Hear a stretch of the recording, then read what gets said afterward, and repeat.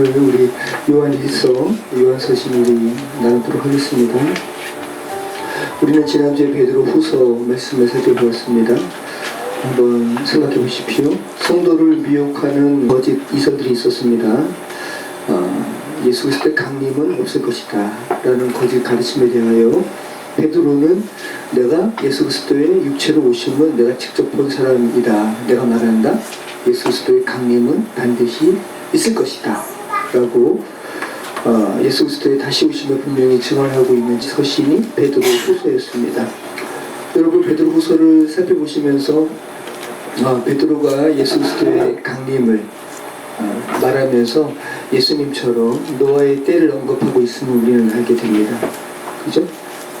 노아의 때를 언급하면서 노아 시대에 멸망한 사람들을 베드로 시대에는 그때 살고 있는 사람들, 또 지금 이 시대에 살고 있는 사람들과 노아의 시대에 멸망한 사람들을 동일시하고 있었다. 베드로가 그렇게 이야기하고 있었고 예수님도 그렇게 말씀하고 계셨다는 것을 우리는 다시 한번 생각하게 됩니다. 그죠? 멸망의 때를 노아의 때의 사람들과 동일시하고 있다는 것이죠. 성경이 그렇게 말하고 있습니다. 베드로는 베드로 후서에서 말합니다. 말세에 조롱하는 자들이 와서 이렇게 이야기할 것이다.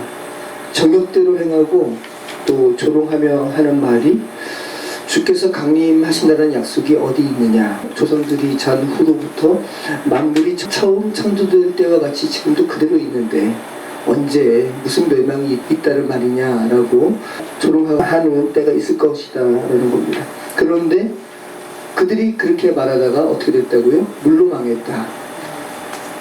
예수님도 누가복음 17장에서 노아의 때와 덧붙여서 롯의 때를 언급하면서 주의 강림을 부인하는 이들의 삶의 행태를 이렇게 이야기하고 계셨습니다.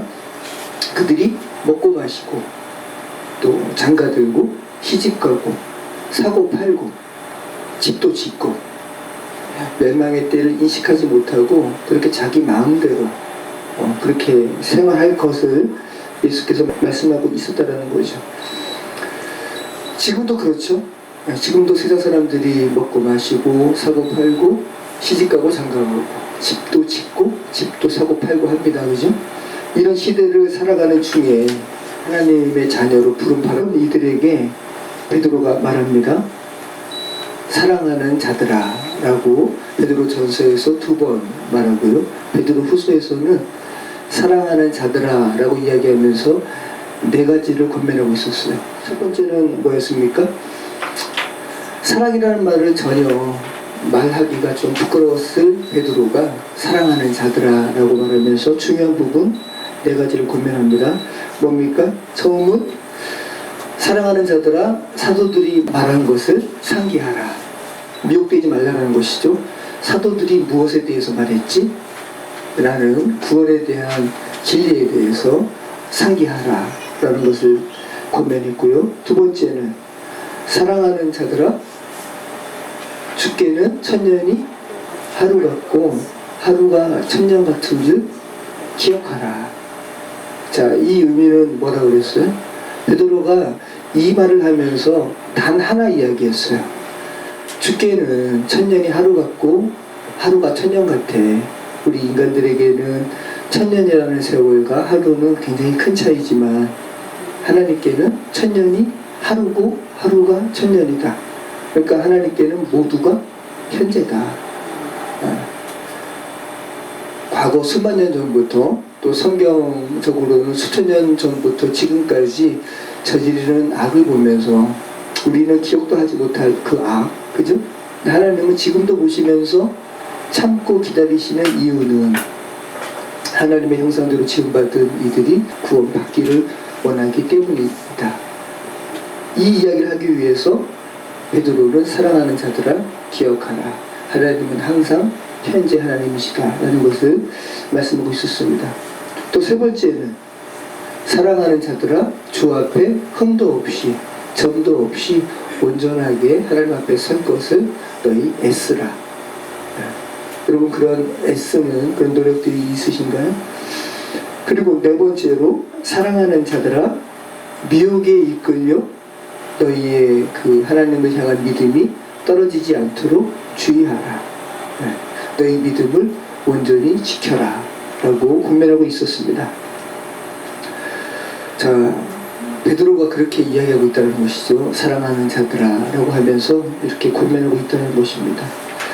결국 우리의 삶은 하나님을 향한 그런 여정임을 우리는 고백하게 됩니다. 하나님께서 부르신 사도들을 통해서 그런 믿음의 여정을 걸어가는 저와 여러분에게 계속 이렇게 권면하고 있다는 것. 그리고 오늘 우리가 살펴보게 되는 요한일서도 또 사도 요한을 통해서 우리에게 믿음의 삶이 어떤 것인지, 또 하나님의 사람으로 부름받은 사람들은 어떤 삶을 살아야 하는지 권면하고 있음을 우리 다시 한번 알게 됩니다. 자, 오늘은 우리 요한서신서를 살펴보도록 하겠습니다. 베드로 후서와 유다서는 동일 구절이 많다고 그랬습니다. 19개. 그래서 베드로 후서와 유다서를 같이 비교하면서 바로 살펴보면 좋겠지만, 제가 드는 생각이 하나님의 섭리로 이 정경화가 이루어졌고, 또 하나님의 섭리로 유다서가 요한계시록 바로 전에 위치하게 된 이유가 있을 것입니다. 그죠? 그래서 유다서 다음에 요한계시록을 살필 때 느껴지는 어떤 흐름을 우리 그대로 느끼기 위해서 정경의 순서대로 오늘은 요한 1서 말씀부터 나누도록 하겠습니다. 자, 요한 1서의 저자는 누구예요? 사도 요한이에요. 네. 전통적으로 사도 요한, 세베대의 아들 예수 그리스도의 종이고 세베대의 아들 야고보의 형제인 요한으로 봅니다. 그리고 요한복음과 비교해 보면 정말 요한 서신이 사도 요한이 쓴 것이 맞네라는 것을 우리는 인정할 수밖에 없습니다. 자, 비슷한 부분이 굉장히 많은데요. 그 중에서 몇 가지만 한번 살펴보도록 하겠습니다. 우선은 성육신하신 그리스도에 대하여 증언하는 것이 요한복음과 요한 1서 말씀이 같습니다. 우리 같이 한번 읽어보겠습니다. 요한복음 1장 14절 말씀이 육신이 되어 우리 가운데 거하시매 우리가 그 영광을 보니 아버지의 독생자의 영광이요 은혜와 진리가 충만하더라. 네, 이렇게 성육신하신 예수 그리스도를 요한복음에서 증언했는데 요한 1서에서도 요한은 증언합니다. 요한일서 4장 2절 이로써 너희가 하나님의 영을 알지니 곧 예수 그리스도께서 육체로 오신 것을 신앙을 본받아 하나님께 속한 것이요. 네, 성육신하신 예수 그리스도 증언하고 있습니다. 두 번째는 생명이고 진리이신 그리스도에 대해서 요한복음과 요한일서에서 증언합니다. 요한복음 5장 26절 아버지께서 자기 속에 생명이 있음같이 아들에게도 생명을 주어 그 속에 있게 하셨고, 요한복음 11장 25절 예수께서 이르시되 나는 부활이요 생명이니 나를 믿는 자는 죽어도 살겠고, 요한일서 1장 2절 이 생명이 나타내신 바 된지라 이 영원한 생명을 우리가 보았고 증언하여 너희에게 전하노니 이는 아버지와 함께 계시다가 우리에게 나타내신 바 되이시니라. 자, 세 번째는 빛과 어둠에 대한 증언이 같습니다. 요한복음 12장 35절 예수께서 이르시되 아직 잠시 동안 빛이 너희 중에 있으니 빛이 있을 동안에 가며 어둠에 붙잡히지 않게 하라. 어둠에 다니는 자는 그 가는 것을 알지 못하느니라. 요한일서 2장 9절 빛 가운데 있다 하면서 그 형제를 미워하는 자는 지금까지 어둠에 있는 자들이라. 자, 네 번째는 독생자를 보내신 아버지의 사랑에 대한 증언이 같습니다. 요한복음 3장 16절 하나님이 세상을 이처럼 사랑하사 독생자를 주셨으니 이는 그를 믿는 자마다 멸망하지 않고 영생을 얻게 하려 하십니다. 요한일서 4장 9절 하나님의 사랑이 우리에게 이렇게 나타내신 바 되었으니 하나님이 자기의 독생자를 세상에 보내심은 그로 말미암아 우리를 살리려 하십니다. 네, 여러 가지 면에서 쓰여진 문체나 어휘나 이런 사상이나 이런 내용들이 똑같습니다. 사도 요한이 요한 서신도 썼다고요. 요한 1서, 2서, 3서 그리고 요한 계시록까지 사도 요한이 굉장히 많이 썼습니다. 자, 밑에 좀 더 있죠. 요한복음과 요한 1서와의 유사성이 좀 더 있는데 우리가 살펴본 거고, 또 다른 구절에서도 이런 부분이 있다는 것이죠. 그래서 요한 1서에서는 같은 어휘로 굉장히 반복해서 요한이 이런 부분들에 대해서 빛과 어둠, 세상에 대한 부정적인 평가, 또 보혜사에 대한 언급, 그러니까 성령님에 대한 언급을, 우리를 도와주시는 분에 대한 언급을 보혜사 파라클레이토스로 말씀하고 있고요. 또 진리에 대한 강조, 영생, 죽음에서 이미 생명으로 옮겨진 분에 대한 부분, 또 예수 그리스도는 하나님의 아들이라는 것, 또 안다, 그죠? 영지주의에 대한 대항의 차원에서 요한복음도 썼기 때문에 그노시스, 안다라는 부, 알에 대한 부분들 강조하고 있고, 사랑한다라는 부분들, 또 하나님의 자녀에 대한 부분이 요한복음과 요한서신이 같습니다. 자, 근데 우리가 다음 주에 살펴보게 되는 요한 2서부터는 또 요한을 지칭하면서 사도라고 이야기하고 있지 않고 장로라고 언급을 하고 있기 때문에 혹자들은 또 그럼 요한 2서와 3서는 사도 요한이 아닌 다른 장로 요한이다 라고 말하는 이들도 있는데, 그렇지 않다고 보는 것이 더 맞습니다. 여기서 요한 2서부터 요한이 스스로를 장로라고 표현하는 것은 사도가 아닌 직책으로서의 장로를 이야기하는 것이 아니라 연장자로서 자신을 그렇게 표현하고 있다고 여러분이 이해하시면 큰 어려움이 없습니다. 자, 이 요한서신, 요한1서를 어디에서 썼을까요? 에베소에서 썼습니다. 에베소에서. 자, 이 교부 이레니우스라는 사람이 있는데 사도 요한에 대해서 98년에서 117년까지 통치했던 로마 황제가 있습니다. 이 트라이안 시대까지 사도 요한이 생존했다고 그렇게 이레니우스는 증언하고 있고요. 또 교부 제롬이라는 사람이 있습니다. 제롬이라는 교부는 아주 노쇠한 요한이 AD 102년까지 살았으니까 나이든 노인 요한이 서로 사랑하라라는 말을 반복하면서 그렇게 살았다 그래요. 요한에 대해서 전통적으로 이렇게 이야기합니다. AD 65년에서 70년경에 아시아의 에베소 지역으로 갔고 95년까지 그곳에 머물다가 도미티안 황제의 박해시대 때 담모섬에 끌려갑니다. 그래서 거기서 요한계시록 환상을 보는 것이죠. 그리고 다시 97년에 에베소로 다시 돌아와서 이단, 오늘 우리가 살펴보게 되는 요한서신의 요한1서에 나타나는 기독론에 있어서 오류를 보인 적 그리스도 반박에 대한 글이 보는 요한1서라는 거야. 그러면 수신 대상자들도 당연히 에베소 지역에 요한이 목회했던, 요한이 가르쳤던 그런 성도들이겠죠. 물론 또 요한서신은 저와 여러분에게도 시대를 초월해서 보내는 사도 요한의 메시지이기도 합니다. 자, 여러분 요한서신을 읽어보시면 어떠세요? 요한1서 많이 읽어보신 것 같은데 어떠셨어요? 예전이나 또 지난 한 주간 읽어보셨다면 어떠셨습니까? 저는 어려웠습니다.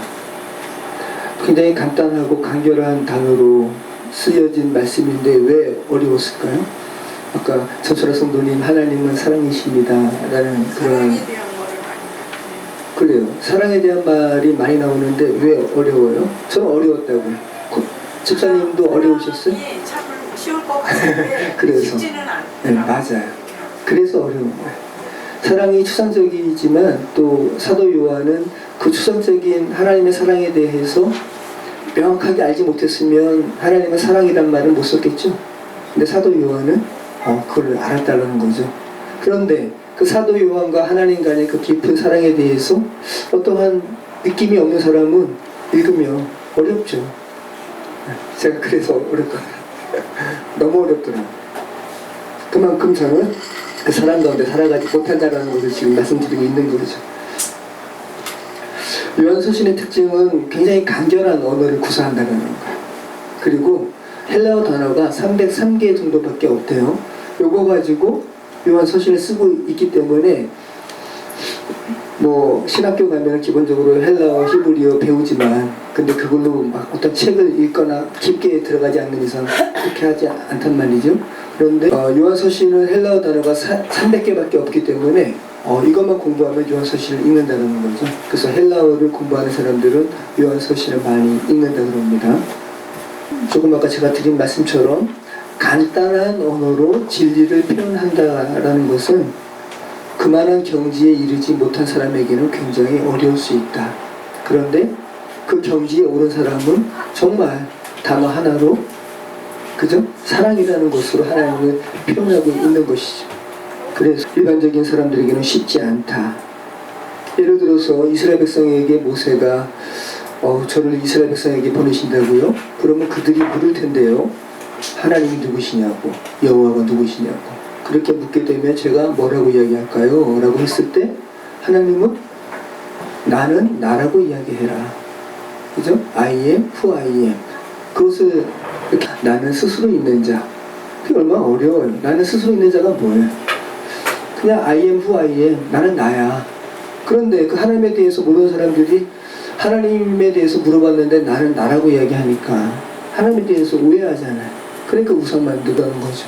그죠? 지금도 여전히 나는 나야. 나는 하나님 스스로에 대한 그 하나님에 대한 이름을 우리는 잘 모르죠. 그러니까 계속 하나님에 대해서 오해하고, 그 오해한 하나님에 대한 지식을 예수님께서는 오셔서 육신으로 오셔서 우리에게 가르쳐 주셨고, 그 예수님과 함께한 사람의 증언이 오늘 우리가 읽게 되는 요한 서신이라는 것입니다. 사랑이라는 말을 하도 많이 했기 때문에 사랑의 사도 하면은 요한이라는 말이 우리는 자동적으로 나오지만, 여러분 사도 요한도, 사랑의 사도 요한도 베드로 못지 않습니다. 굉장히 거친 사람이었습니다. 참 이해가 잘 안 되죠. 우리는 그냥 이렇게 명화, 사랑의 사도 요한을 의식하면 굉장히 좀 부드러운 사람으로 묘사할 것 같은데, 정말 이 사도 요한을 직접 옆에서 본 사람이 유화로 그림을 그린다면 베드로 못지않게 투박하게 그릴 거예요. 물론 근데 요한계시록을 썼을 그러한 노쇠한 요한을 그릴 때는 정말 사랑이 충만한 모습으로 그리겠죠. 젊었을 때 요한은 왜 그렇게 사랑의 요한이 어울리지 않은 사람인가? 굉장히 거친 사람이었습니다. 예수 그리스도의 복음을 받아들이지 않는 마을을 향해서 사도 요한이 그 형제 야고보와 함께 예수님께 이렇게 이야기하죠. 예수님, 이곳에 불을 내리시죠.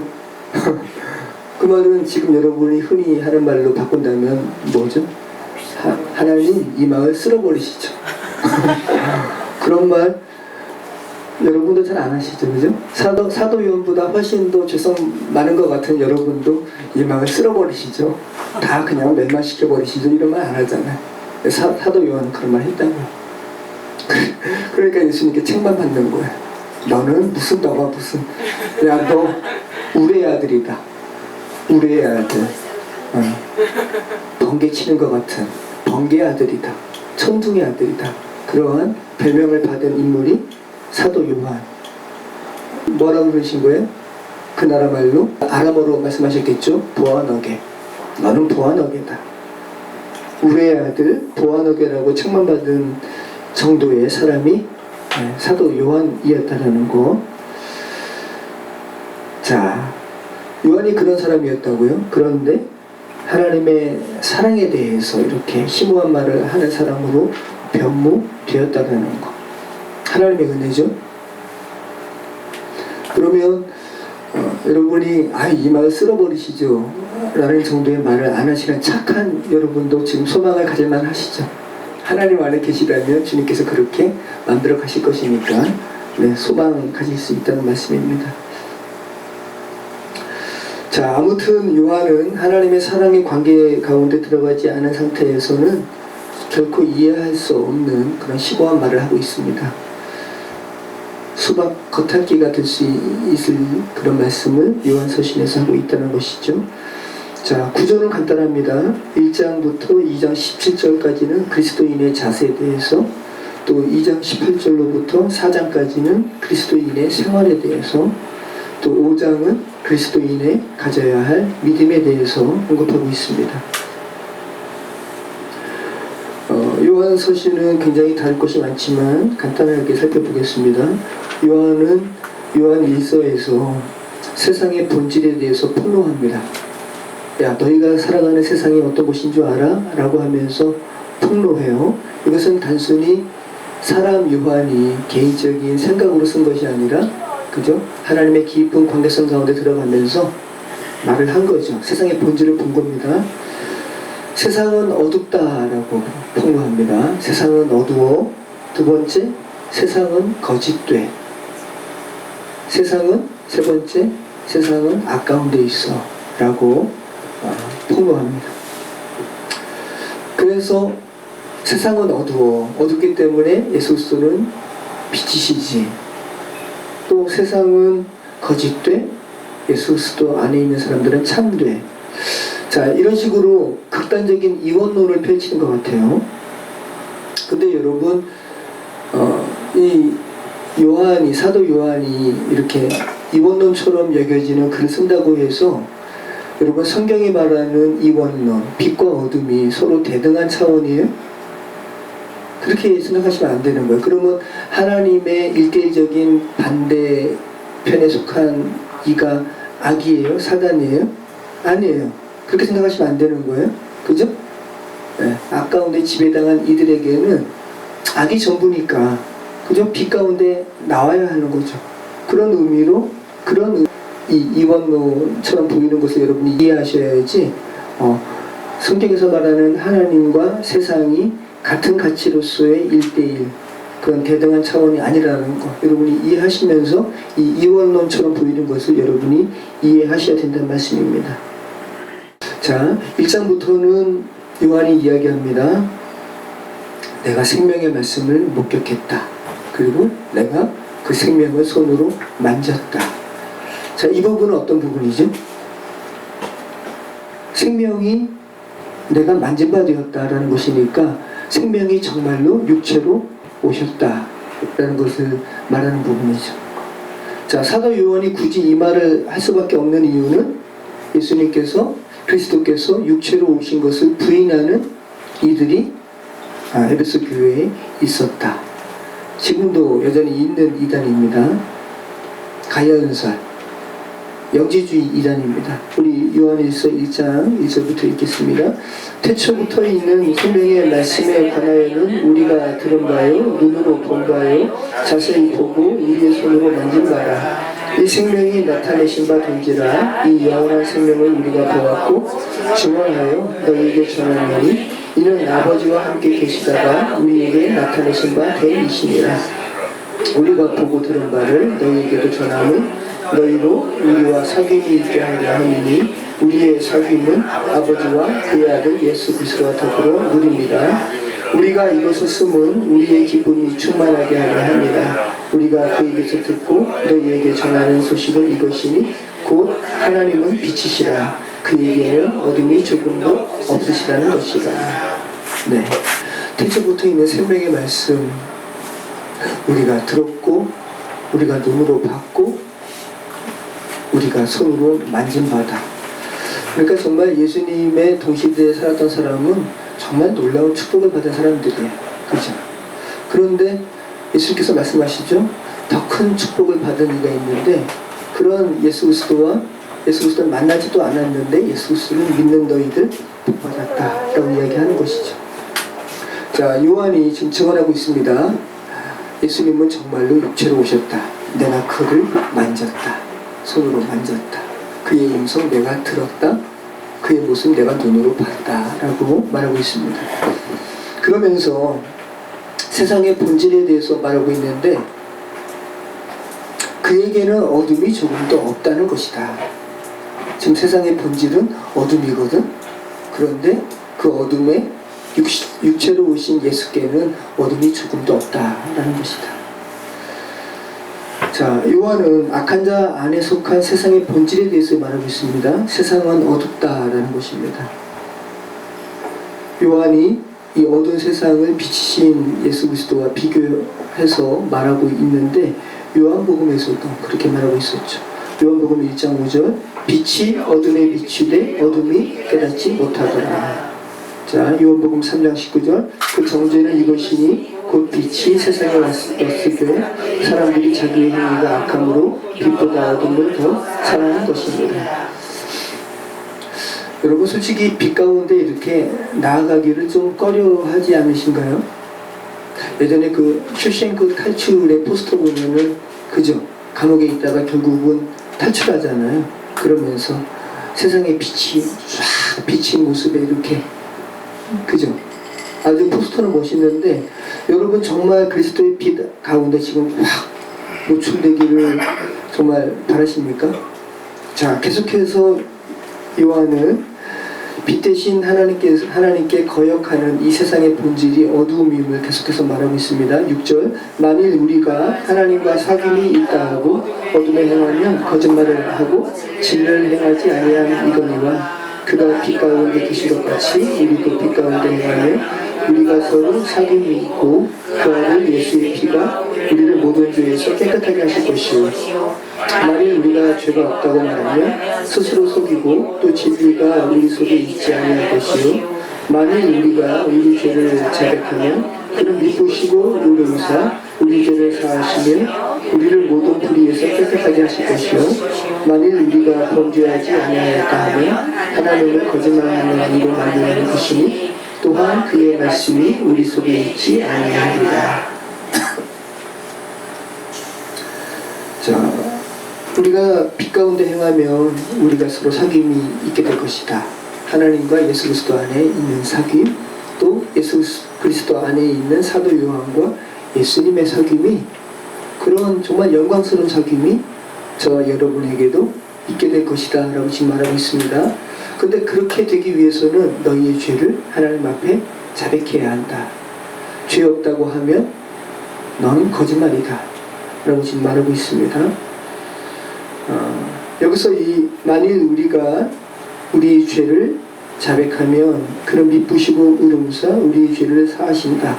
그리고 우리를 모든 불의에서 깨끗하게 하실 것이요 라고 말할 때 이 자백은 어떤 자백이겠어요? 참 여러분, 자백은 쉽지 않은 겁니다. 우리나라 평양 대부흥 때 어떤 선교사님이 평양에 이렇게 부흥회를 인도했어요. 지금 100여 년이 넘었죠. 그런데 역사가 이루어지지 않는 거야. 3일이 되어도. 그래서 계속 기도했습니다. 기도했는데 그때부터 이제 강한 역사가 이루어지게 되는 건데, 사람들이 앞으로 나와서 자기 죄를 자백하는 거예요. 내가 누구 돈을 훔쳤습니다. 착복했습니다. 누구 주라고 한 거 제가 착복했습니다. 여러분, 기독교 공동체 안에서 이런 자백 쉽지 않습니다. 남 앞에서 자백하는 거. 근데 그러한 성령의 충만한 그러한 상태까지 이르지 않은 상태에서 너무 가볍게 죄 고백이 신뢰할 만한 공동체 안에서 이루어지지 않으면 오히려 그 사람이 언급한 그 죄로 인해서 막 서로 이렇게, 그죠? 정죄하고 하나님의 은혜를 아주 싸구려 아주 값어치 없는 것을 만들어 버리죠. 그래서 죄 고백은 굉장히 신중해야 하고 신뢰할 만한 공동체 안에서 있어야 되고, 아무튼 그렇습니다. 쉽지 않은 부분입니다. 근데 평양 대부흥 때는 이런 일이 이루어졌어요. 남편이 분 앞에서 부인이 나와가지고 자기의 간음죄를 고백해요. 다른 사람을 살인한 죄를 고백해요. 이게 평양 대부흥의 시작이에요. 놀라운 거죠. 그래서 그 선교사들이 이것을 선교사 본부, 선교 본부에다가 보고하는 거죠. 이런 일이 있었으면 왜 우리가 지금 제가 이 이야기를 하는가? 외국인 선교사들의 보고로 인해서 우리는 알게 되는 거예요. 그런 일이 있었다는 것을. 이들은 이 회중 앞에서 고백한 게 아니죠. 누구한테 고백한 거예요? 하나님께 고백한 거예요. 그래서 여기서 말하는 이 자백, 우리가 우리 죄를 자백하며 그런 미쁘시고 의로우사 우리를 모든 불의에서 건지실 것이다 라고 할 때 이 자백이라는 말은 호몰로게오라는 말이거든요. 다른 사람과 똑같은 것을 말한다는 거예요. 그럼 여기서 말하는 다른 사람은 사람을 말하는 것이 아니라 하나님 앞에 자백하는 것이니까 하나님께서 말씀하시는 것과 똑같은 것을 내가 말하는 것이 자백이에요. 그러니까 하나님께, 이게 죄 문제니까 하나님께서 지금 너의 죄에 대해서 말하는 것을 너가 그대로 똑같은 것을 말하는 것, 이것이 바로 자백이라는 거죠. 그러니까 하나님을 만홀히 여기는 것이 아니죠. 정말 하나님은 무소부지하시고 모든 것을 아시는 분 앞에 예, 제가 이러한 죄 졌습니다라고 고백하는 겁니다. 이것이 바로 자백입니다. 빛 가운데 거하면 이런 일이 이루어진다는 거죠. 하나님 앞에. 자, 2장은 구원받은 자라고 하지만 구원받은 자라고 해서 죄를 또 져요, 안 져요? 질 수 있죠. 연약하니까. 구원받은 자의 딜레마죠.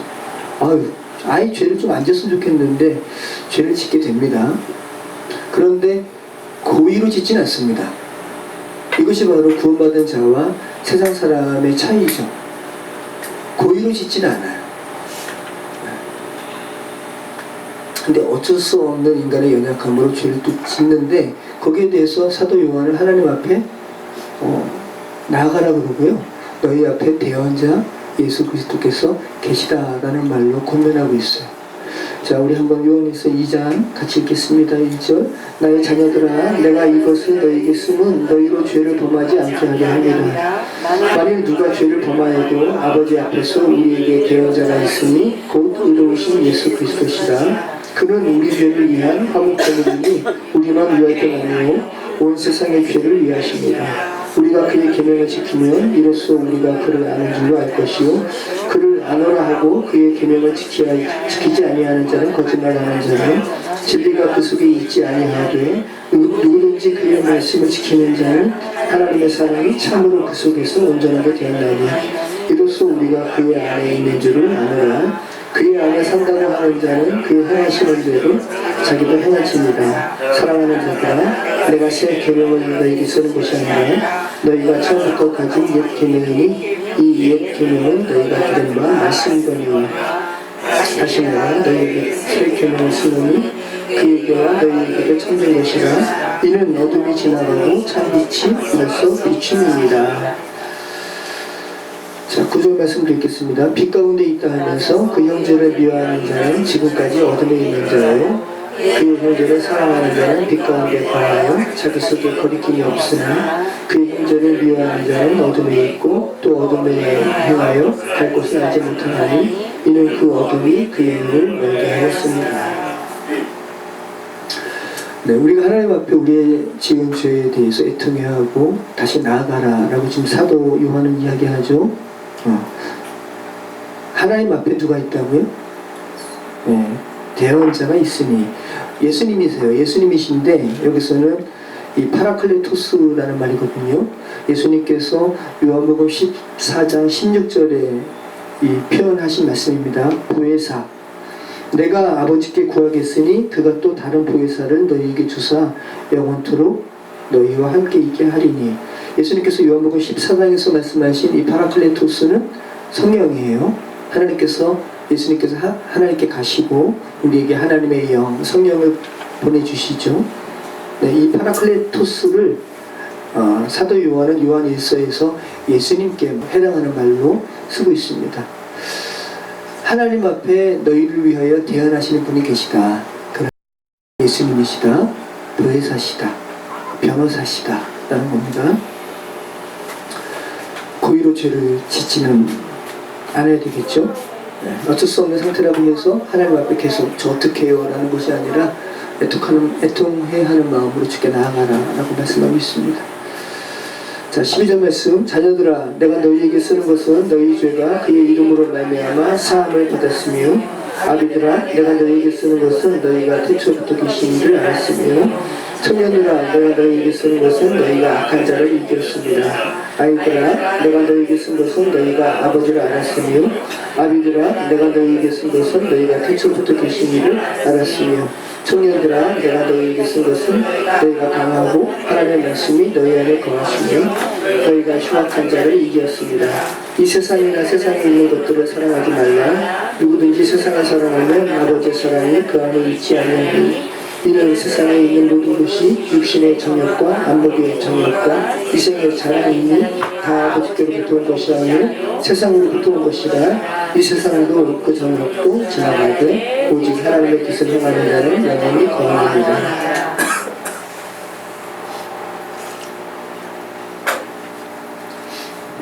자, 목자는 또 이렇게 이야기하는 분들도 있습니다. 아비들아, 내가 너에게 쓰는 것은 너희가 태초부터 계신 일을 알았다. 영적인 아비는 태초부터 계신 일을 아느니, 어떤 단계별로 말하는 이들도 있어요. 청년들아, 내가 너에게 쓰는 것은 너희가 악한 자를 이기었다. 그러면서 똑같이 청년들아 라고 하면서 14절에 보면은 청년들아, 내가 너희에게 쓴 것은 너희가 강하고 하나님의 말씀이 너희 안에 거하시며 너희가 흉악한 자를 이기었다. 그 영적인 청년은 하나님의 말씀으로 악한 자를 물리친다라는 거죠. 그죠? 네. 어떤 단계별로 여러분이 좀 의미를 부여한다면, 그럼 여러분은 지금 신앙적으로 좀 청년의 단계까지 와 계세요? 한번 자기가 신앙의 단계로 아비까지 와 계신지, 청년까지 와 계신지, 아니면 지금 아이의 단계이신지. 아이는 지금 뭐 자녀들아라고 하면서 아이의 단계가 지금 뭐라 그래요? 너희 죄가 그의 이름으로 말미암아 사함을 받았다. 내가 예수 그리스도로 말미암아 내 죄가 사함 받은, 이것을 아는 것을 어떤 단계로 의미를 부여한다면 아이, 그죠? 근데 아이에서 더 나가면 말씀으로 악한 자를 대적한다. 그 다음에는 태초부터 계신 이를 안다. 이 태초부터 계신 이를 아는 것은 정말 심오한 거죠. 요한복음은, 사도 요한은 지금 그 경지까지 나아갔죠. 그죠? 세상에는 너무 스승이 없어요. 그죠? 이 세상에는 목사님들도 정말 영적인 아비가 별로 없어요. 정말 그런 시대에 우리는 살아가요. 태초부터 계신 이의 마음 깊숙이까지 정말 아는 이가 없습니다. 이 세상이나 세상에 있는 것들을 사랑하지 말라. 누구든지 세상을 사랑하면 아버지의 사랑이 그 안에 있지 않다. 아주 극단적으로 대비하고 있는데, 그러니까 하나님을 사랑하는가 세상을 사랑하는가 부분이거든요. 이 세상에 있는 모든 것이 세 가지로 이야기합니다. 육신의 정욕, 안목의 정욕, 이생의 자랑. 이것은 창세기 말씀에 선악을 알게 하는 나무, 타락의 기사에서 다 나왔죠. 뱀의 유혹에 빠져가지고 하와가 하나님께서 먹지 말라고 한 과실을 먹었습니다. 그죠? 그래서 하나님을 사랑하지 않게 되었어요. 결과론적으로는. 왜? 하나님의 말씀을 거역했으니까, 불순종했으니까. 그러면서 먹음직하고요. 뭐라고 표현했어요? 더함직하고 먹기에 탐스럽기도 할 만한 과실인지라 라고 하면서 먹었죠. 육신의 정욕은 먹음직한 거죠. 그죠? 안목의 정욕은 더함직한 것이고, 이생의 자랑, 우리는 다 이생의 자랑, 그죠? 탐스러운 거죠. 탐스러운 거. 그래서 지금 타락에 대한 부분에서 나오는 이 세 부분을 요한이 요한서신에서 이렇게 쓰고 있습니다. 자, 이 세상도 그 정욕도 지나가되 오직 하나님의 뜻을 행하는 자는 영원히 거한다. 이 어두운 세상 다 지나갈 거야. 이것이 뭐 영원할 줄 알아? 그런데 하나님의 뜻을 행하는 자만 영원히 거한다. 그러니까 지금 하나님의 뜻을 행하는 자는 자기 스스로 행하는 거야. 자기의 의지로 결단하고. 그죠? 굉장히 중요한 부분입니다, 여러분. 성경은 사도 요한의 메시지를 통해서 인간은 자기 자신에 대하여 책임지는 존재임을 말하고 있어요. 오직 하나님의 뜻을 행하는 자는 영원히 거한다. 자기 스스로가 하나님의 뜻을 행할 것으로 결단하고 그 삶을 사는 거예요. 로봇처럼 그렇게 행하게 하는 것이 아니라. 그러니까 얼마나 중요한 말씀입니까? 계속 인간의 자유의지에 대해서 말하고 있는 거예요. 인간은 자기 자신에 대하여 책임지는 존재고 결단의 자유를 가진 인격적인 존재인 것을 분명히 말씀하고 있습니다. 자, 18절 말씀. 아이들아, 지금은 마지막 때라. 저 그리스도가 오리라는 말을 너희가 들은 것과 같이 지금도 많은 저 그리스도가 일어났으니 그러므로 우리가 마지막 때인 줄 아노라. 그들이 우리에게서 나갔으나 우리에게 속하지 아니하였나니 만일 우리에게 속하였더라면 우리와 함께 거였으리오니와 그들이 나간 것은 다 우리에게 속하지 아니함을 나타내려 함이니라. 너희는 거룩하신 자에게서 기름 부음을 받고 모든 것을 아느니라. 내가 너희에게 쓰는 것은 너희가 진리를 알지 못하기 때문이 아니라 알기 때문이요 또 모든 거짓은 진리에서 나지 않기 때문이라. 자, 여러분, 적그리스도가 한 명입니까? 아니에요. 그리고 적그리스도는 시대마다 있어요. 그죠? 예수 그리스도의 육체로 오신 것을 부인하는 자마다 적그리스도라고 이야기하니까. 지금 요한이 쓰는 이때 당시에도 많은 적그리스도가 일어났다라고 이야기하지 않나요?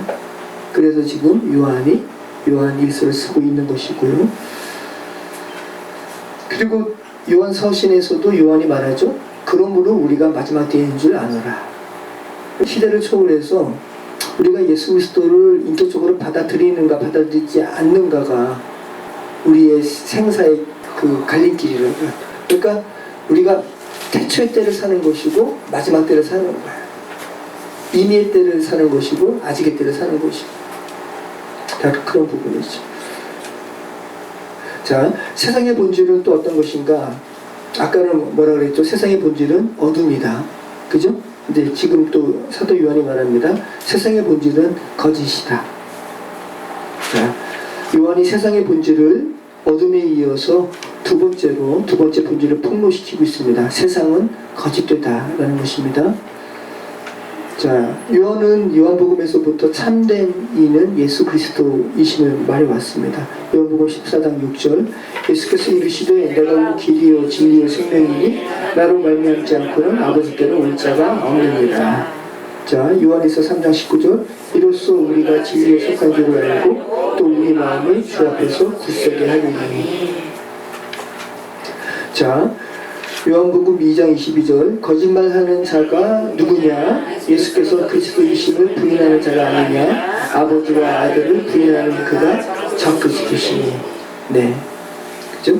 요한은 예수께서 그리스도이심을 부인하는 이들은 지금 거짓 가운데 있음을 지금 분명히 하고 있죠. 네, 세상의 본질에 대해서 요한은 말합니다. 어둠이고 거짓이야 라고 말하고 있습니다. 자, 23절 말씀 아들을 부인하는 자에게는 또한 아버지가 없으되 아들을 시인하는 자에게는 아버지도 있느니라. 너희는 처음부터 들은 것을 너희 안에 거하게 하라. 처음부터 들은 것이 너희 안에 거하면 너희가 아들과 아버지 안에 거하리라. 그가 우리에게 약속하신 것은 이것이니 곧 영원한 생명이니라. 너희를 미혹하는 자들에 관하여 내가 이것을 너희에게 써노라. 너희는 주께받은 바 기름 부음이 너희 안에 거하나니 아무도 너희를 가르칠 필요가 없고 오직 그의 기름 부음이 모든 것을 너희에게 가르치며 또 참되고 거짓이 없으니 너희를 가르치신 그대로 주 안에 거하라. 자녀들아 이제 그의 안에 거하라. 이는 주께서 나타내신 바 되며 그가 강림하실 때 우리로 담대함을 얻어 그 앞에서 부끄럽지 않게 하려 합니다. 너희가 그가 의로우신 줄 알며 의를 행하는 자마다 그에게서 난 줄을 알리라. 너희는 주께 받은 바 기름 부음이 너희 안에 거하나니 아무도 너희를 가르칠 필요가 없고 라고 말하죠. 그럼 이 말씀이 성경 말씀을 그러면 스스로 그냥 다 해석하고 자의로 그렇게 해석하라는 말씀이 아닙니다. 그죠? 지금 이들은 요한에게 배우고 있잖아요. 그죠? 그러니까 성령 안에 너희가 성령 안에 거하면 성령께서 진리를 깨닫게 하신다는 말씀이지 그리스도인은 공동체로 부르셨어요. 혼자 독불장군식으로 해석하려고 부르신 것이 아니라 여러분이 오해하시면 안 됩니다. 3장 말씀. 자, 진리 안에서 이제 서로 사랑할 것을 교훈합니다. 요한에서 3장 1절 보라 아버지께서 어떠한 사랑을 우리에게 베푸사 하나님의 자녀라 일컬음을 받게 하셨는가. 우리가 그러하도다. 그러므로 세상이 우리를 알지 못하니 그를 알지 못함이라. 사랑하는 자들아 우리가 지금은 하나님의 자녀라. 장래에 어떻게 될지는 아직 나타나지 아니하였으나 그가 나타나시면 우리가 그와 같을 줄을 아는 것은 그의 참모습 그대로 볼 것이기 때문이니 주를 향하여 이 소망을 가진 자마다 그의 깨끗하신 것 같이 자기를 깨끗하게 하느니라. 죄를 짓는 자마다 불법을 행하나니 죄는 불법이라. 그가 우리 죄를 없애려고 나타나신 것은 너희가 아나니 그에게는 죄가 없느니라. 그 안에 거하는 자마다 범죄하지 아니하나니 범죄하는 의하는 자마다 그를 보지도 못하였고 그를 알지도 못하였느니라. 자녀들아 아무도 너희를 미혹하지 못하게 하라. 의를 행하는 자는 그의 의로우심과 같이 의롭고 죄를 짓는 자는 마귀에게 속하나니 마귀는 처음부터 범죄합니다. 하나님의 아들이 나타나신 것은 마귀의 일을 멸하려 하심이라. 하나님께로부터 난 자마다 죄를 짓지 아니하나니 이는 하나님의 씨가 그의 속에 거하며 그도 범죄하지 못하는 것은 하나님께로부터 났습니다. 사도 요한이 죄에 대해서 하나 더 이야기하는데 죄를 불법으로 규정합니다. 사도 말씀, 죄를 짓는 자마다 불법을 행하나니 죄는 불법이라. 자, 바울과 사뭇 달라요. 바울은 죄에 대해서 뭐라 그러냐면 아담 안에서 모든 인간은 죄인이라고 이야기하죠. 그래서 첫사람 아담, 둘째 사람 예수 그리스도, 이렇게 첫사람 안에서 모든 사람은 죄인으로 그 안에 이렇게 다 포함되어 버리죠. 또 예수 그리스도 안에서 우리는 다 그저 의인으로 이렇게 예수 그리스도 안에 우리는 포함되는데, 소위 말하는 바울이 말하는 죄의 개념은 원죄 개념이죠. 원죄. 그래서 이 원죄를 이야기하면 세상 사람들은 자칫 자기의 책임을 회피할 수 있는 그런 어떤 뉘앙스가 약간 있어요. 그죠? 인간의 편에서 수동적이죠. 개인의 책임을 회피할 수 있다고요. 아담 때문에 내가 왜 죄인이야? 이럴 수 있다는 거죠. 근데 진리 가운데 들어가면 맞는 말씀이죠. 우리가 다 아담이니까. 아담 가운데 우리가 있기 때문에 우리는 다 죄인인데, 근데 요한이 말하는 이 불법에 의하면 우리는 개인의 책임을 회피할 수가 없습니다. 왜? 우리는 불법을 저지른 사람이니까. 요한이 말하는 불법으로서의 죄를 우리가 생각하게 된다면 우리가 개인의 책임을 회피할 수 없다는 거예요. 불법은 적극적으로 내가 행하는 겁니다. 고의로. 그죠? 네. 하나님의 뜻을 반하는 행위를 내가 죄인 줄 알면서 적극적으로 고의로 행하는 거예요. 그것을 사도 요한은 불법이라고 이야기하고 있는 거예요. 왜 불법 가운데 있게 됩니까? 너희가 지금 어둠이라는 죄된 세상 속에 있기 때문에. 그러니까 너희가 그 빛 가운데 나오라 라고 지금 사도 요한이 지금 말하고 있는 거죠. 자, 사당 말씀 우리 한번 읽어보겠습니다. 요한일서 4장 1절. 사랑하는 자들아 다 영을 믿지 말고 오직 영들이 하나님께 속하였나 분별하라. 많은 거짓 선지자가 세상에 나왔습니다. 이로써 너희가 하나님의 영을 알지니 곧 예수 그리스도께서 육체로 오신 것을 시인하는 영마다 하나님께 속한 것이요 예수를 시인하지 아니하는 영마다 하나님께 속한 것이 아니니 이것이 곧 저 그리스도의 영이니라. 오리라 한 말을 너희가 들었거니와 지금 벌써 세상에 있느니라. 자, 계속해서 사도 요한이 당시에 그 거짓 이단 사설에 대한 대항을 하고 있습니다. 오리라 한 말을 너희가 들었거니와 지금 벌써 세상에 있다. 저 그리스도. 자, 아까 요한복음 2장 23절 말씀 보면 되게 단순하게 이야기했죠. 아들을 부인하는 자에게는 또한 아버지가 없으되 아들을 시인하는 자에게는 아버지도 있느니라. 예수님께서 사람으로 오신 그 아들 예수 그리스도를 인정하는 자는 하나님도 그에게 아버지가 되신다라는 말이죠. 자, 근데 지금 사랑하는 자들아 영을 다 믿지 말고 오직 영들이 하나님께 속하였나 분별하라. 자, 하나님께 속한 영은 예수님께서 육체로 오신 것을 시인한다. 그죠? 하나님께 속하지 않은 영들은 예수님께서 육체로 오신 것을 부인하는 영이다 라는 거죠. 그러니까 사도 요한 당시에 예수님께서 육체로 오신 것을 부인하는 이들이 있었습니다. 그래서 학자들은 초기 영지주의자 중에 케린투스라는 사람이 있는데요. 사도 요한이 말하는 이 영지주의자는 이 케린투스 일당은 아닌가 이렇게 이야기하는 학자들도 있습니다. 이 케린투스라는 파죠. 하나의 파예요. 케린투스는 유대교의 율법을 따랐다 그러고요. 그리고 지금은 존재하지 않은 복음서인데, 그러니까 사라진 거죠. 히브리 복음서를 또 사용했다 그래요. 자, 이 케린투스파가 이야기하는 것은 신이 하나님이 물질 세상을 창조했다는 것을 부인합니다. 부정하고 예수님의 신격도 부인합니다. 이단이죠. 그래서 이 케린투스는 이렇게 이야기해요. 우리는 예수 그리스도라고 고백하잖아요. 그리고 너무 이걸 분리할 필요도 없어요. 어떤 이는 육신적인 부분에서만 예수, 부활 이후에 그리스도, 너무 이렇게 이원화하는데 이것도 영지주의 영향을 받는 거예요. 근데 이 케린투스가 그렇게 이야기하는 거예요. 그리스도는 예수님께서 세례자 요한에게 세례를 받을 때 예수께 왔다라고 이야기하고요. 그리고 십자가형을 받을 때 예수로부터 떠나갔다라고 이야기해요. 이것이 바로 이 케린투스파의 주장입니다. 그러니까 그리스도께서 육체로 오신 것을 부인하는 거예요. 영지주의자들이죠. 예수님께서 십자가형을 받을 때 예수님께 분리됐다고 이야기하는 거예요. 케린투스가 이렇게 이야기합니다. 그리스도는 무형의 형체 없는 스피릿, 영인데 예수라는 인간 속에 일시적으로 거주했다라고 이야기해요. 굉장한 이단이죠, 여러분. 그래서 초기 기독교 전통에 따르면 케린투스는 이 사도 요한과 동시대 사람이라고 그러고요. 그리고 복음서의 저자인 사도 요한의 반대자라고 이야기합니다. 그래서 어떤 학자들은 이 사도 요한이 이 케린투스에 대항하기 위해서 요한복음을 서술했다고 그렇게 말하는 이들도 있습니다.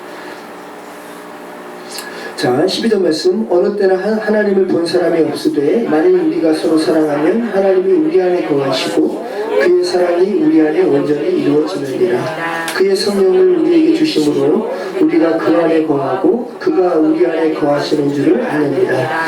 아버지가 아들을 세상의 구주로 보내신 것을 우리가 보았고 또 증언하노니 누구든지 예수를 하나님의 아들이라 시인하면 하나님이 그의 안에 거하시고 그도 하나님 안에 거하느니라. 하나님이 우리를 사랑하시는 사랑을 우리가 알고 믿었노니 하나님은 사랑이시라. 사랑 안에 거하는 자는 하나님 안에 거하고 하나님도 그의 안에 거하시느니라. 이로써 사랑이 우리에게 온전히 이루어진 것을 우리도 심판날에 담대함을 가지게 하려 하느니 주께서 그러하신 것 같이 우리도 세상에서 그러하니라. 사랑 안에 두려움이 없고 온전한 사랑이 두려움을 내어 쫓나니 두려움에는 형벌이 있습니다. 두려워하는 자는 사랑 안에서 온전히 이루지 못하느니라. 우리가 사랑하는 그가 먼저 우리를 사랑하셨습니다. 누구든지 하나님을 사랑하노라 하고 그 형제를 미워하면 이는 거짓말하는 자니 보는가 그 형제를 사랑하지 아니하는 자는 보지 못하는가 하나님을 사랑할 수 없느니라. 우리가 이 계명을 주께 받아나니 하나님을 사랑하는 자는 또한 그 형제를 사랑할지니라. 아멘. 자, 사도 요한은 아주 놀라운 말을 하고 있습니다. 너희가 보이는 형제 사랑하지 않는데, 그러니까 형제를 사랑하지 않는 자는 거짓말하는 자고, 그죠? 하나님의 사람이 아니라고 이야기하죠. 너희가 보이는 형제도 사랑하지 않는데 어떻게 보이지 않는 하나님을 사랑하니? 라고 이야기합니다. 그리고 온전한 사랑 안에 거하는 자들은 두려움이 없다고 이야기하죠. 여러분 마음을 한번 잘 살펴보세요. 여러분 안에 두려움이 있어요, 없어요? 없어요? 있어요. 근데 지금 사도 요한은 이야기합니다. 사랑 안에 두려움이 없고 온전한 사랑이 두려움을 내어 쫓아내고 두려움에는 형벌이 있다고. 그러니까 우리 마음 안에 정말 하나님께 거절받을까에 대한 두려움이, 이거 핵심적인 두려움은 그 두려움이죠. 근데 정말로 구원받은 자는 그런 두려움이 없는 자죠. 하나님이 아버지임을 온전히 누리는 자. 그죠? 어떤 아이가 아버지한테 거절받을까봐 두려워함으로 아버지가 나아가는 아들이 있어요. 참된 아들이면 그렇지 않다는 거죠. 근데 아버지께 거절받을까봐 두려워하는 자녀는 아버지의 관계성이 온전히 이루어진 게 아니죠. 제가 아버지의 부재 중에 자랐잖아요. 제가 성인이 된 다음에 아버지를 제가 인격적으로, 제가 군대 가기 전에 이제 의지적으로 가서 만났으니까 편했겠어요? 네, 편하지 않죠. 거절받을 것에 대한 두려움이 있죠. 근데 이게 지난 다음에 지금 이제 50이 되고 내년에 50이니까 아이 엄마도 어저께 저희 아버지하고 통화하는데 많이 이렇게 생각해 주시네요. 네, 그런 거예요. 그러니까 이제 저는 이제 이거를 알아가는 거지만, 그죠? 온전한 상태에서 이렇게 자라난 자녀에게는 이런 게 없죠. 오히려 이것이 감사한 것 같아요. 하나님을 인격적으로 알아가는 것이 어떤 것인지 제 삶을 통해서 하나님께서 또 이렇게 생각하게 하시고 또 그 생각한 것들을 나누게 하시니까 좀 감사하죠. 그러니까 하나님의 사랑이 그 안에 있는 자는 세상 사람에게 있어서 하나님을 표현하게 됩니다. 드러내게 돼요. 지금 사도 요한은 그 이야기 하는 거거든요. 이제 어떠한 예화 말씀을 보면 그 이야기가 있습니다. 뉴욕에 어떠한 그 재화 가게가 있었어요. 근데 어떤 아이가 가난합니다. 근데 그 재화 가게 안에 있는 재화가 뭐예요? 구두를 이렇게 부러우듯이 쳐다보는 거예요. 근데 그 아이는 이 구두 살 돈이 없어요. 근데 그 안에 아주 귀부인이 그 아이 보고 들어오라고 그러고 그 구두를 사줬어요. 그랬더니 그 아이가 그 아줌마한테 이렇게 이야기하는 거죠. 아줌마는 하나님이세요? 이해되세요? 네. 하나님의 사랑, 내게 이렇게 하는 분은 하나님이신가? 그랬더니 이 아줌마가 너무나 기뻤어요. 그래서 집에 와서 자기 자녀들에게 이야기했습니다. 나 오늘 하나님 만났다. 이해되시죠? 네. 이 아줌마는 또 이 아이에게서 하나님을 발견한 거예요. 순수함으로 자기를 이렇게 기쁘게 하는, 채워주는, 야, 하나님이 이런 분이신가? 라는 표현을 집에 가서 한 거죠. 이 아이는 아줌마는 하나님이에요. 그죠? 여러분은, 그러니까 사도 요한은 지금 이러한 삶을 여러분에게 살려고 그러는 거죠. 여러분의 모습을 보면서, 야, 저 사람 보니까 하나님이 어떤 분이신지 알 것 같아. 이런 삶을 여러분에게 살려고 그러는 거죠. 자, 이런 삶을 사시기 바랍니다. 네. 자, 요한일서 5장 1절 예수께서 그리스도이심을 믿는 자마다 하나님께로부터 난 자니 또한 나오신 이를 사랑하는 자마다 그에게서 난 자를 사랑하느니라. 우리가 하나님을 사랑하고 그의 계명들을 지킬 때 이로써 우리가 하나님의 자녀를 사랑하는 줄을 아닙니다. 하나님을 사랑하는 것은 이것이니 우리가 그의 계명을 지키는 것이라. 그의 계명들은 무거운 것이 아니로라. 하나님께로부터 난 자마다 세상을 이기느니라. 세상을 이기는 승리는 이것이니 우리의 믿음입니다. 예수께서 하나님의 아들이심을 믿는 자가 아니면 세상을 이기는 자가 누구냐? 이는 물과 피로 임하신 것이니 곧 예수 그리스도시라.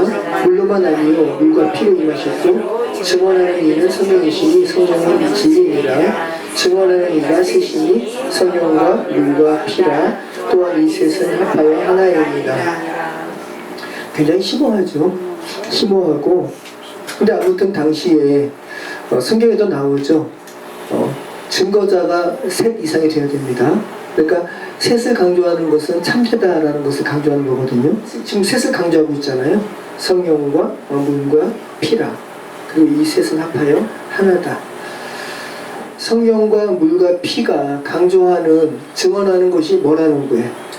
예수께서 하나님의 아들이시다. 또 예수께서 육체로 오셨다. 이 부분 지금 강조하고 있는 것이거든요. 사도 요한이. 그러면서 이 물과 피로 임하셨고 성령도 증언하셨다라고 예수 그리스도께서 오심을, 하나님의 아들이심을 지금 증언하고 있는데, 이 물과 피를 지금 사도 요한이 강조하고 있잖아요. 이게 무엇을 의미하는 것일까요? 여러 가지 의견들이 있습니다. 어떤 이들은 예수님께서 십자가상에서 이렇게 돌아가신 이후에 로마 군병이 예수 그리스도의 옆구리를 찔렀죠. 그래서 물과 피가 나왔어요. 그러니까 하나님의 아들이심을 그렇게 증언하는 이들도 있다 그러고, 사람이 죽은 다음에 이렇게 물과 피가 분리되어서 나올 수 없다 그럽니다. 네. 참 독특한 표현인 거예요, 그죠? 표현이 아니라 실제 그렇다는 거죠. 물도 나오고 피도 나오고, 어떻게 그렇게 그런 증언을 지금 사도 요한이 요한복음에서 했을까요? 이 요한이 있어도 쓴 것이니까 참 놀라운 것이죠. 자, 그리고 어떤 학자는 여기서 말하는 이 물은 예수 그리스도의 공생의 사역을 시작하실 때 물로 세례받은 것이 표현하고 있다.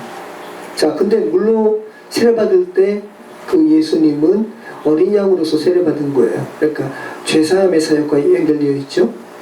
자, 피는 십자가 사역을 의미하는 것이다 라고 이야기하는 학자들도 있습니다. 물은 세례, 또 피는 십자가 사역. 근데 십자가 사역도 인간의 죄를 예수님께서 죄 자체가 되셔서 인간을 속죄하신 것이 십자가 사역이니까, 자 그러면 하나같이 그러면 예수 그리스도의 하나님의 아들이심을 증언하는 것이 다 인간의 죄가 어떻게 해결되는지 그 부분에 대한 부분을 우리는 알게 되죠.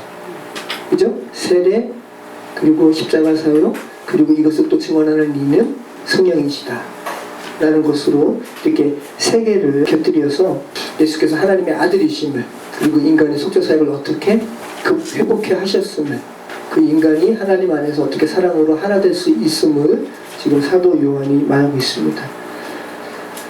자 19절 말씀, 또 아는 것은 우리는 하나님께 속하고 온 세상은 악한 자 안에 처한 것이며, 또 아는 것은 하나님의 아들이 이르러 우리에게 지각을 주사 우리로 참된 자를 알게 하신 것과, 또한 우리가 참된 자 곧 그의 아들 예수 그리스도 안에 있는 것이니 그는 참 하나님이시오 영생이시라. 자녀들아 너희 자신을 지켜 우상에게서 멀리하라.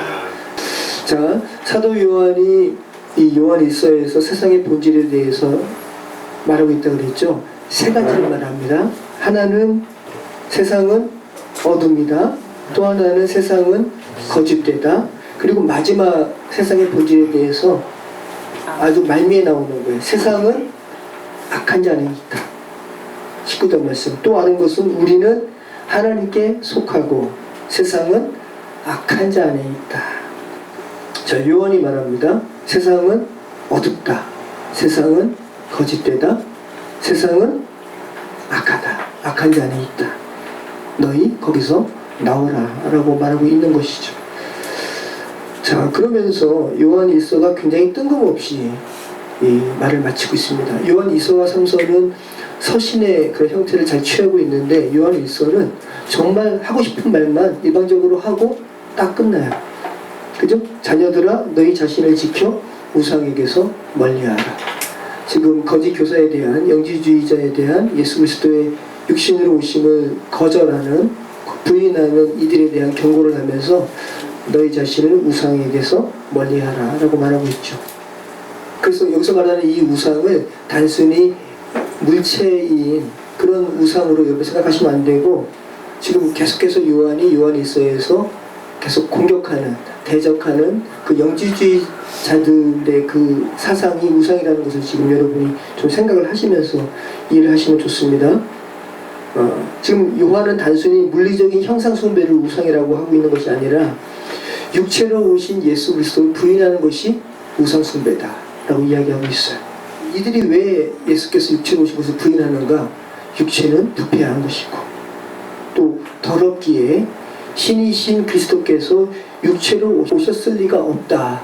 단지 육체처럼 보였을 뿐이다. 이 가연설이거든요. 자, 이러한 것을 용인하는 것이 우상 숭배다라고 지금 사도 요한이 말하고 있고, 너희 자신을 지켜 우상에게서 멀리하라 라고 지금 말하고 있다는 것이죠. 여러분, 세상은 어떤 것에 손을 들까요? 지금 사도 요한은 진리에 대해서 계속 고수할 것을 말하면서 예수님께서 육체로 오셨다. 그죠? 이것을 증언하는 것이 셋이다. 물과 피다. 그리고 성령이다.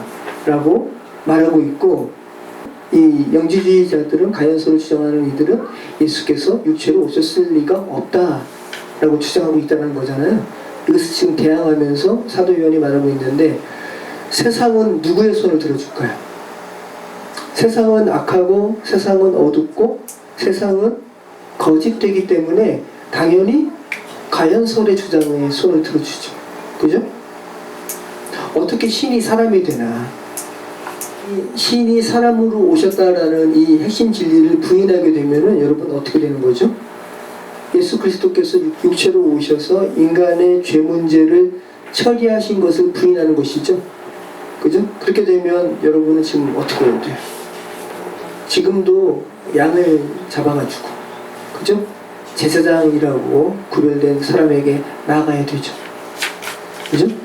그렇게 되면은 여러분 또 어떤 부분에 맹점이 되냐면, 여러분이 만약에 지금도 여러분 자신의 죄를 속죄하기 위해서 어린 양을 계속 어떤 특정한 사람에게 해마다 되풀이되는 그러한 양제사를 드리게 된다면 또 어떤 부분에 한계가 있냐면 그러면 하나님은 우리의 죄를 완전하게 속죄하실 수 있는 능력이 없으신 분이시구나.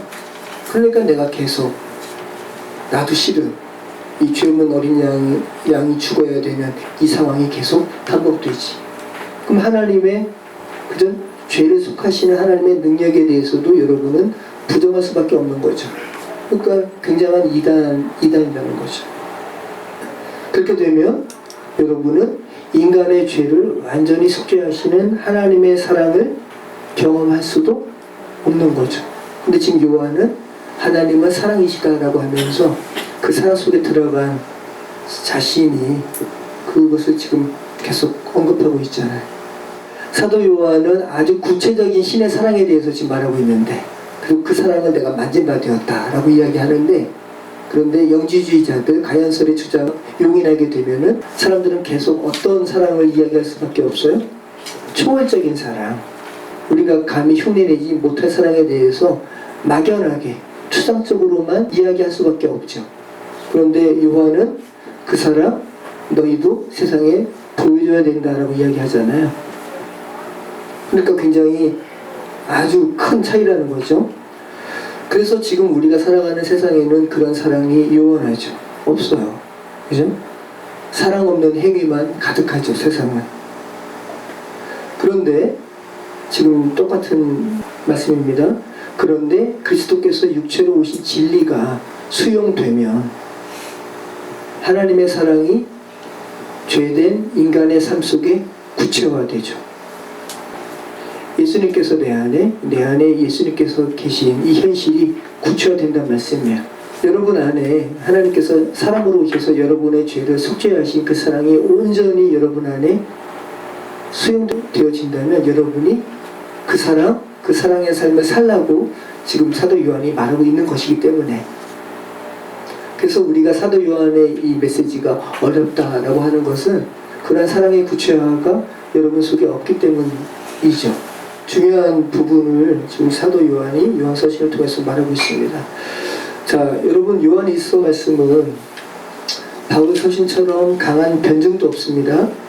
그리고 야고보서와 같은 실천적인 윤리에 구체적인 교훈도 없고요. 그리고 베드로 전후서와 같은 또 유다서와 같은 격정 어린 그러한 격분도 없습니다. 그냥 잔잔하게 사랑을 이야기하는데, 사도 요한이 쓴 요한일서는 그 어떤 서신보다도 이단 사설에 물든 이들에게 그것이 아니라고 강하게 공격하는 그런 서신서입니다. 요한 서신을 통해서 우리는 신앙과 우리의 삶이 하나여야 함을 다시 한번 고백하게 됩니다. 자, 요한일서에서 요한은 하나님과 사랑의 관계로부터 오는 결과가 너무나 분명함을 표현하고 있었습니다. 빛과 어둠으로, 또 사랑과 미움으로, 또 진리와 오류로 이렇게 이러한 대비로 표현하고 있었어요.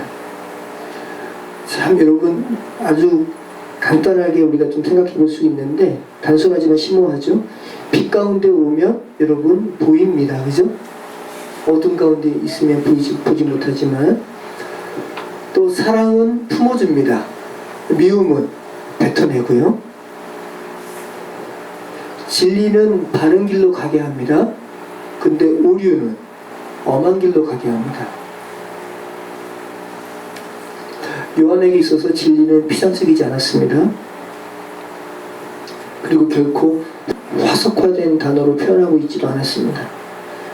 요한일서를 통해서 우리는 다시 한번 사랑이라는 단어는 추상 명사지만 우리가 흔히 아는 것처럼 동사임을 우리는 다시 한번 고백하게 됩니다. 그죠? 네. 추상 명사와 같은 사랑은 이 세상의 그 어떤 단어보다도 파워풀합니다. 저는 우리의 제 어머니의 삶을 통해서 사랑이 뭔지 알아요. 네. 홀로 된 몸으로 세 자녀를 키우셨어요. 신학하신 분이 참기름 장사도 하시고요. 서울에 와가지고 그 화장품 장사하시면서 세 자녀 다 키우셨어요. 너무 눈물 나요. 지금 생각하면 너무 죄송하고. 자, 여러분 성육신 하신 그리스도의 사랑을 아신다면, 그죠? 정말 하나님의 사랑이 어떤 것인지 여러분 알게 되죠.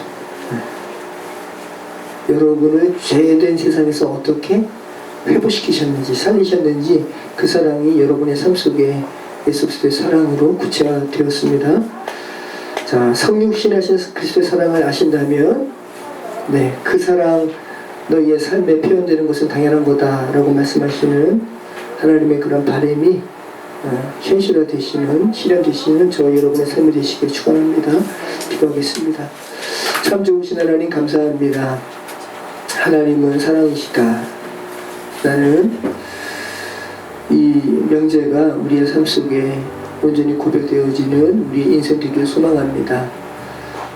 우리의 자녀에게도 정말 하나님의 사랑이심을 증언하는 우리 인생 되게 하여 주시고, 또 우리 주변에 있는 이들에게도 하나님의 사랑이심을 우리의 삶을 통해서 보여주는 복된 삶이 될 수 있도록 인도해 주시옵소서. 예수 그리스도 이름으로 기도합니다. 아멘.